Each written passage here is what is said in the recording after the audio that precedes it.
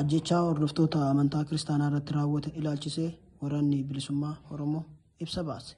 Guyyaa aangoon harkatti kufteerraa kaasee Abiy Ahmed uummattootaa fi humnoota siyaasaa biyyattii walitti buusuuf akka tooftaa hangafa aangoorraa ittiin bubbulanitti gargaaramaa dhufe. Waggoottan 8 darban tooftaan kun jechoota hawwatoo akka jaalala, nagaa fi ida'amuu jedhaman jala dhokfamee lubbuu fi qabeenyaa hedduu gaaga'e. Torbanuma darbe kana keessa qofa Abiy Ahmed dhokatee gara Wallaggaa imaluun Oromoon aangoo isaa tiksuuf aarsaa hin barbaachifne akka kaffalu uummattoota biyyattii kaan shakkiin akka ilaalu kakaasee gale.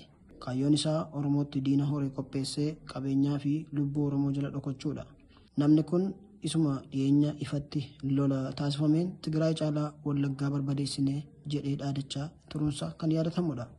Achi deebi'ee ammoo naannolee filannoo kan Walqaayitii fi Raayyaa duraan kan Tigraay jala gochuun labse. Deebisee fudhachuun gara kaabaatti hokkara biraa dhalchuuf dhama'e.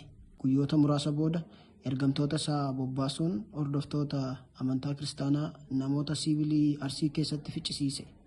Kallattii hundumaan Oromootti diina horuu fi gaafa qopheessee lubbuu fi qabeenya uummata kanaan kumaara taphachuudha. Hawaasicha keessa aadaan wal danda'u gadi fageenya waan qabu qofaaf hawaasni ammallee tokkummaadhaan jira. Kanaan achi gochi yaalame sun Amaara Oromoo irratti, Kiristaana Musliima irratti, ollaa irratti kakaasuun kan godhame ture. Humni namoota siivilii hiyyeessa jireenya isaa mo'achuuf dhamoo kaayyoo siyaasaa kamiifuu ajjeesuu diina qabsoo bilisummaa Oromooti.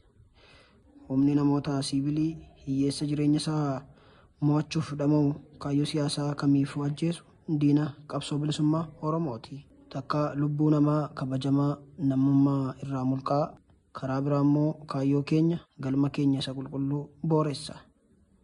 Ajajaa olaanaa waraana bilisummaa Oromoo.